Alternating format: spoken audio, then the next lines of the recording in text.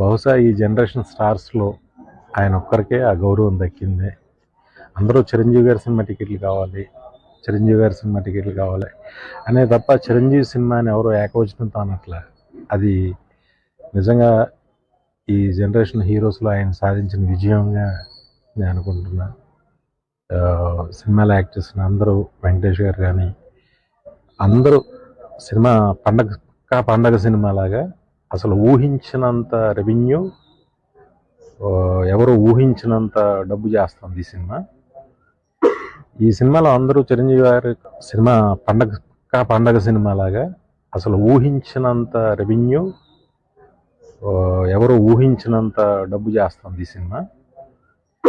ఈ సినిమాలో అందరూ చిరంజీవి గారి కామెడీ గురించి, ఆయన సాంగ్స్ గురించి మాట్లాడుతున్నారు. కానీ ఈ సినిమాలో ఒక scene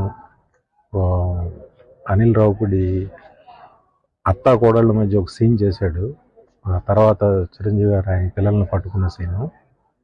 hats off to Anil. నిజంగా అంత పరిణితి చెందినట్టుగా ఆ సీన్ రాశాడు, తను తీశాడు. Fantastic scene. సినిమాకి నిజంగా ఆ సీన్ చాలా గొప్ప సీన్. అది దాని గురించి చాలా తక్కువ మాట్లాడుతున్నారు, కానీ ఆ సినిమా ప్రేక్షకులకు విపరీతంగా నచ్చే సినిమా. సినిమా పండగ అయిపోయిన తర్వాత కూడా చాలా డబ్బు తెచ్చే సీన్ అది. Hats off to Anil Ravipudi.